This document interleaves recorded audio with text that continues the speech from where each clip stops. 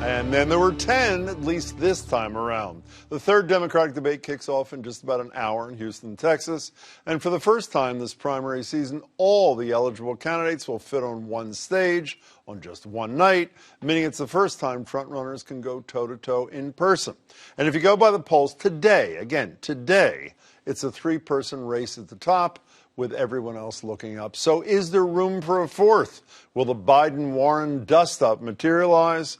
And will anyone be watching? Joining me are LaTosha Brown, political organizer, co-founder of Black Voters Matter Fund, and a fellow at Harvard's Kennedy School Institute of Politics. It's great to meet you. Thanks so much. Great to be here. For being here. Steve Kerrigan, former CEO of the Democratic National Convention, president of Barack Obama's inaugural committee. Steve, it's good to see you. And Alethea Harney, a former senior campaign advisor to Vice President Joe Biden, and the former press secretary for Senator Elizabeth Warren's Senate campaign. Obviously can't make up her mind. Good to see you, Alethea. Okay, we're going to start with this. You have to raise your right hand and say, I promise I will be watching all 3 hours of tonight's debate. Can anybody do? That's one. Oh, I will. That was hesitant, LaTosha, I should say. I've got to do it. Chuck Todd from Meet the Press was on our radio show today, and he said the debates haven't mattered. Is he right? And will this one matter if those haven't? Oh, no, I actually think they do matter. I do think that they matter. I think when you have a field that's been so crowded, to be able to distinguish candidates, really be able to see how they handle themselves with others, I think the debates absolutely matter. Do you share that perspective? So I will say they matter, although I think the candidates who, Castro and Harris, who had a real opportunity after the first debate to take advantage of it, didn't. So in that regard, it didn't matter so much. Tonight definitely matters. Why? Because Joe Biden, everybody's been going after Joe Biden. I guarantee you a lot of people are going to be going after Elizabeth Warren right now, because as he's keeping that top slot, they're trying to make sure that if there's going to be number two, that's one of them. And not Steve inadvertently mentioned my Exhibit A for why they haven't mattered. The conventional wisdom is the only time they matter is when there's a major moment. This was one of the most major moments. Debate number one, Kamala Harris and Joe Biden. Here it is. There was a little girl in California who was part of the second class to integrate her public schools. And she was bused to school every day. And that little girl was me. Do you agree today that you were wrong to oppose busing in America then? No, do you agree? I did not oppose busing in America. What I opposed is busing ordered by the Department of Education. So that's where the federal government must step in. You almost had to avert your eyes. She had a surge. I cannot tell a lie. I thought he was gone after the first debate, frankly. I thought he was done. Obviously, I was dead wrong.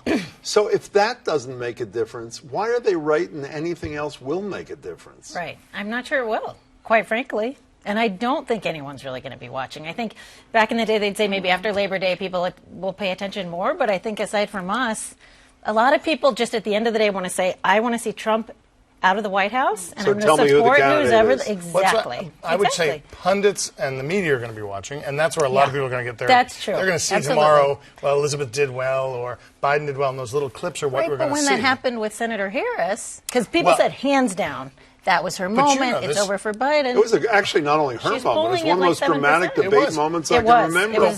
We all know this. That was, first of all, that was a planned line, right? Yes. So when you have a planned line like that, you have the next day follow-up already written and ready to go. You have the next week of follow-up. You mean like a spontaneous line, like I knew John Kennedy, I went to... Exactly. I mean, they're all memorized. But they had the follow-up plan, the whole week of follow-up. Can we get back to this Biden thing? And again, I cannot tell why. I really thought he was going to withdraw after the first debate. It was so painful. The conventional wisdom, which I don't usually subscribe to, is he did better, but not great in the second debate. At some point, the front runner, well, at least he's tied in one of the debates today, but the front runner in most polls has to have a solid debate from beginning to end, doesn't he? Yes, but I think that we've got to think about why is Biden where he is. He's in the space that he's in because he has the greatest name recognition. People are attaching him to Obama. It's not necessarily, I'm not convinced that his support is solid support around, yay, there's Biden. There's a conventional wisdom that Biden is the candidate that can beat Trump, and I think that is why he continues to maintain the position he's in. Not because he's a good debater, not because he's performing well on these debates, but I do want to say that I do think what's really important, aside from political pundits that are watching, I believe political operatives are also watching. There are people who are actually going to move and mobilize voters and are really looking at what is the candidate that they can get behind, and they can mobilize people behind. People like you, essentially. People like me. Yeah, exactly. Absolutely. Right. You know, the thing I think benefits Biden, I think, is essentially all the other moderates didn't make it, none of the other moderates made it onto the stage tonight.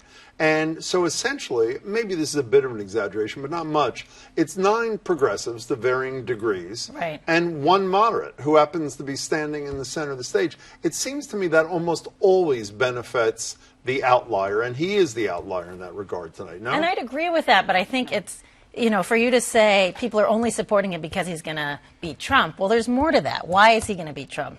He is the candidate who's the strongest on foreign policy. Mm-hmm. He's the candidate who served the longest in the Senate. This is a guy who's been around. He's had to take on some tough fights, right? He saved us from an economic collapse with the stimulus. He ran that. So he's a strong candidate. So it's tough for me, Yeah, I think that those are his credentials, right? But whether I think that that's why he's where he is in the polls, I'm not sure if I believe that. I think that certainly has some element. I think what makes him attractive is that he is perceived as the moderate, right? But I also don't see the kind of energy around a candidate that people are saying, yeah, this is my candidate. So I see both of you are right, but it's the comfort factor that comes with Joe Biden. Yep. People know what you just said about him in their heart; they know that, right, and they're comfortable on him, which means they think he's the one who can beat Donald Trump because they have the most confidence that he has that ability. Which, at the end of the November day, matters. Is what matters. If that's not fair, electability. People often say it's not fair when you talk about, regardless of whether or not it's fair, it's the truth, and it's what's going to happen when people go to the ballot box. Can I return to the 9 against 1 notion? I don't mean, because I happen to agree with your analysis, they got to start going at Warren. Right. She's the surging candidate. But 9 progressives to varying degrees and 1 moderate, even though, it isn't like he's a right-wing Democrat, but a moderate Democrat. Comparably, this thing is in Houston, Texas. Yep. Texas, for the first time, I didn't know that, in ages, has potential to be in the Democratic column, which, if it is, I think is game over.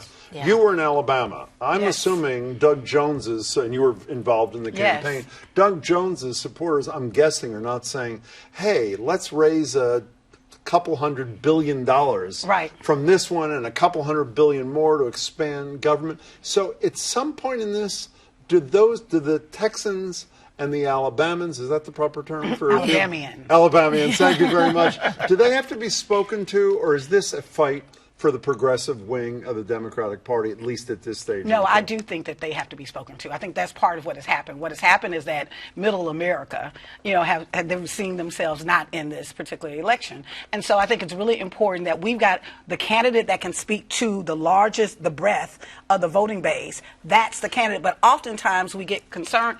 What concerns me is that there's a lot of more weight on who's moderate and safe. When there's a progressive, when you think about it, 45% of folks are not voting, right? What Obama did is he actually activated people to vote who normally are not voting, right? Yeah. The people who vote, it's having the super voters, that's one thing, but being able to energize and mobilize people who are, quite frankly, been turned off from this process, that's going to take a certain kind of candidate. Okay, so you're both nodding in agreement. So I agree with that. I think it is going to take a certain kind of candidate, but at the same time, Trump and what he's done to this country and how we're viewed on a global sense gets people out to the vote. People will go to the ballot box. Isn't that what they said 3 years ago, by the way, is that Trump is going to be so horrible that even people who don't like Hillary Clinton are going to come out to vote for Hillary Clinton? I don't think we knew how bad it was going to be. But I don't think we believed it was going to be this bad. In the Democratic primary debate, you're right. There's a lot of people we need to speak to, and a lot of them, by the way, went to vote for Donald Trump.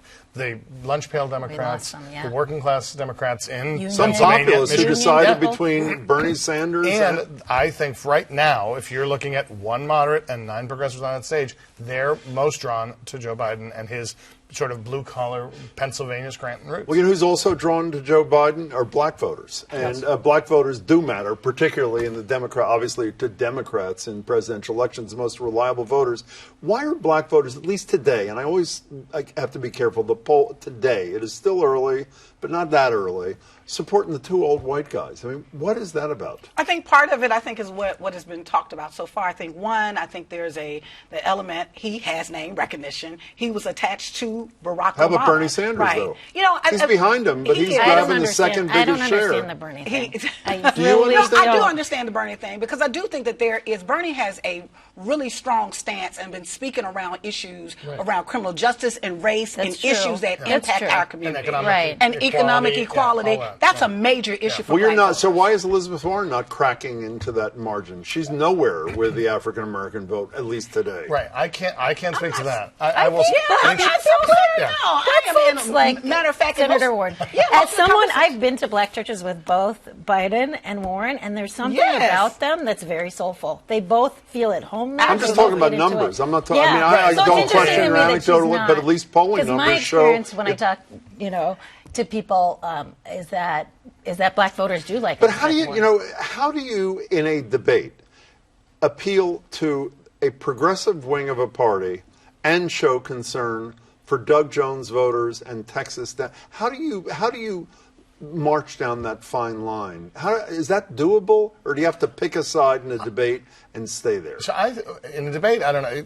I think what we're going to start seeing, Bernie Sanders was the one who really put Medicare for All on the national stage 4 years ago. Everybody signed on to it except for, I think, Joe Biden this time. I think based on the latest polling that says a vast majority of Americans don't support that, I think you're going to start seeing people pulling back and talking more about the economy because the economy is starting to get worse for the president, and we're going to start being able to use that. So, I frankly think there's going to be a shift a little bit in the But debate. I also want to raise that the fact that I don't want us to overlook and step over the fact that there are 9 progressives and 1 moderate also says something. Yes. So while we're saying there is a hunger in the Democratic Party and on voters who vote Democrat to see a candidate to be bold and really have. But that's on agenda. this stage. There's also would still argue Steve that Bullock, Mayor Mike. Pete- You have the last word. Some people would argue that Mayor Pete and Senator Harris are more center. to the center. Okay, we got to go. I wish you three were debating tonight. Thank you. Great to see you. Good to see you too. Steve, thanks so much. Great to meet you. I Thank hope you. you're here again. Thank Thanks you. so much.